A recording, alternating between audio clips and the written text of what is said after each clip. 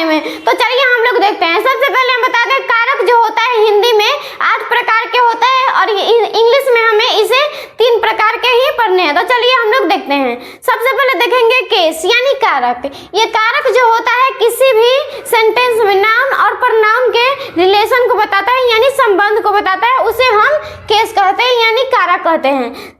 The case of a noun और अ pronoun shows it relations यानी संबंध to others words in a sentence। अर्थात ये जो केस जो होता है किसी भी सेंटेंस में नाउन और pronoun के other वर्ड्स को संबंध बताता है, उसे हम केस कहते हैं। उसके बाद देखेंगे there are 3 types of case. अर्थात ये केस जो होता है इसके 3 प्रकार होते हैं। सबसे पहले देखेंगे नॉमिनेटिव केस या सब्जेक्टिव केस। अर्थात नॉमिनेटिव केस को ही हम सब्जेक्टिव केस कहते हैं यानी कर्ता कारक। उसके बाद देखेंगे ऑब्जेक्टिव केस यानी ऑब्जेक्टिव केस मतलब होता है कर्म कारक। उसके बाद पॉजेसिव केस यानी पॉजेसिव केस को हम जेनेटिक केस भी कहते हैं, इसे हम संबंध कारक कहते हैं। सबसे पहले देखेंगे नॉमिनेटिव केस। अर्थात नॉमिनेटिव केस जो होता है किसी भी सेंटेंस में सब्जेक्ट की पहचान कराता है, उसे हम नॉमिनेटिव केस कहते हैं।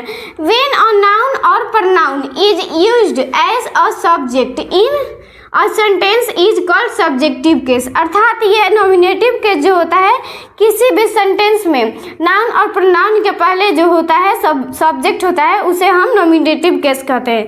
इसमें देखेंगे और ये नॉमिनेटिव केस यानी सब्जेक्ट को खोजने के लिए किसी भी सेंटेंस में इसमें वर्ब के साथ हु लगाते हैं यानी कौन लगाते हैं, तो हमारा नॉमिनेटिव केस यानी सब्जेक्ट मिल जाता है। सबसे पहले देखेंगे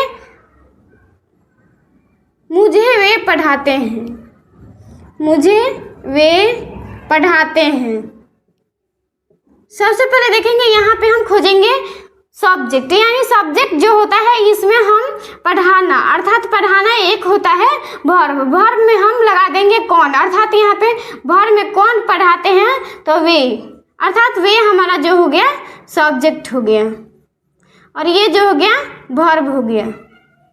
उसके बाद देखिए यहाँ पे हम एग्जाम्पल से समझेंगे। द चाइल्ड इज लविंग, अर्थात यहाँ पे द चाइल्ड इज लविंग, इसमें हमारा सब्जेक्ट है।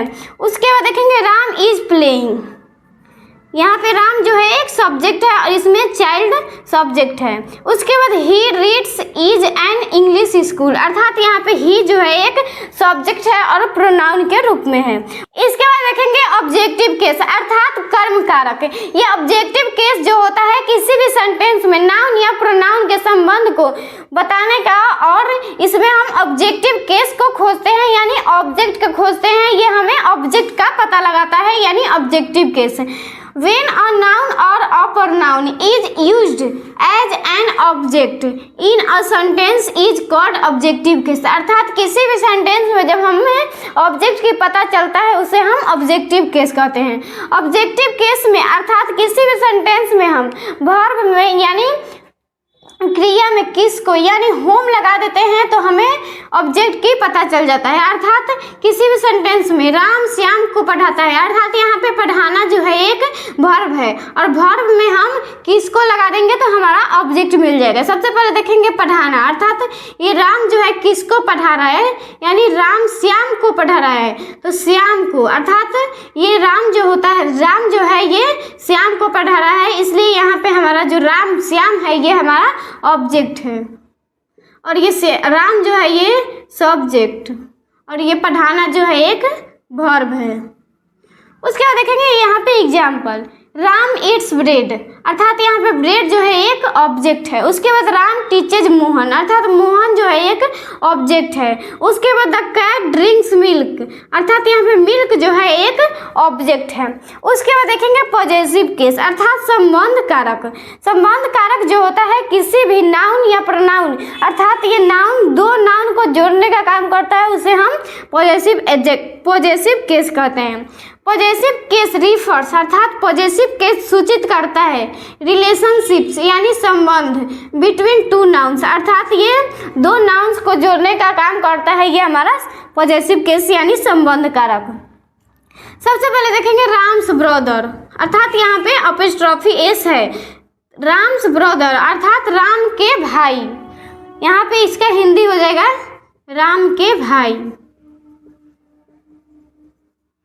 ये पॉजेसिव केस जो होता है ये 3 प्रकार के होते हैं, अपॉस्ट्रोफी एस, अपॉस्ट्रोफी पॉइंट और ऑफ। अर्थात ये तीनों का हिंदी जो होता है का, के, की होता है, लेकिन तीनों का जो होता है यूज अलग अलग होता है। तो चलिए हम इनको यूज को पढ़ते हैं कि आखिर में इनका यूज जो होता है कहाँ कहाँ और कैसे होता है। यूज ऑफ एस्ट्रॉफी एस, अर्थात अपॉस्ट्रोफी एस का उपयोग हम 2 नाउन को जोड़ने को करते हैं। अर्थात जब 2 नाउन को हम जोड़ते हैं तो वहाँ पे हमारा अपॉस्ट्रोफी एस का प्रयोग होता है। सबसे पहले देखेंगे सीता की बहन ईमानदार है, सीताज सिस्टर इज ऑनेस्ट। उसके बाद देखेंगे श्याम का भाई, अर्थात यहाँ पे श्याम्स ब्रदर। उसके बाद देखेंगे यूज ऑफ एपॉस्ट्रोफी पॉइंट, अर्थात एपॉस्ट्रोफी पॉइंट का प्रयोग हम कहाँ करते हैं। जब नाउन की समाप्ति एस से हो तो 2 नाउन को जोड़ने के लिए एपॉस्ट्रोफी पॉइंट का प्रयोग करते हैं। अर्थात जब 2 नाउन की समाप्ति एस से हो, अर्थात छात्रों का कॉलेज, अर्थात यहाँ पे छात्रों यानी स्टूडेंट्स होगा, वहाँ इसके बाद लड़कों यानी बॉयज होगा। अर्थात यहाँ पे एस से हमारा नाउन का जो समाप्ति हो रहा है, इसलिए यहाँ पे हम एपॉस्ट्रोफी पॉइंट का प्रयोग करेंगे। छात्रों का कॉलेज अर्थात स्टूडेंट्स कॉलेज। उसके बाद लड़कों का विचार, बॉयज व्यूज।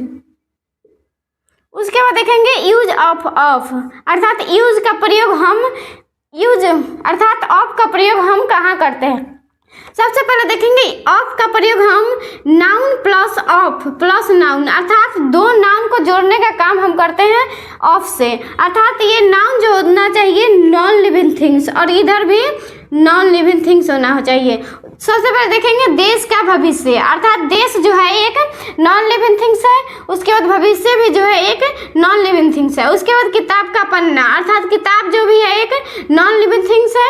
उसके बाद पन्ना भी है जो एक नॉन लिविंग थिंग्स है। अर्थात यहाँ पे देश का भविष्य अर्थात the future of the country, इधर से अर्थात भविष्य का द फ्यूचर, उसके बाद का ऑफ, उसके बाद देश यानी द कंट्री, उसके बाद किताब का पन्ना the page of the book, अर्थात यहाँ पे पन्ना का हो जाएगा द पेज, उसके बाद का ऑफ, उसके बाद द बुक।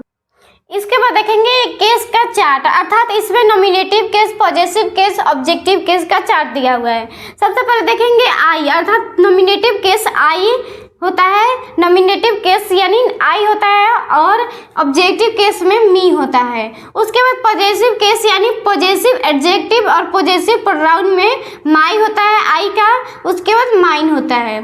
उसके बाद वी, आवर पॉजेसिव एडजेक्टिव में, उसके बाद पॉजेसिव प्रोनाउन में आवर्स होता है। उसके बाद ऑब्जेक्टिव केस में अस होता है।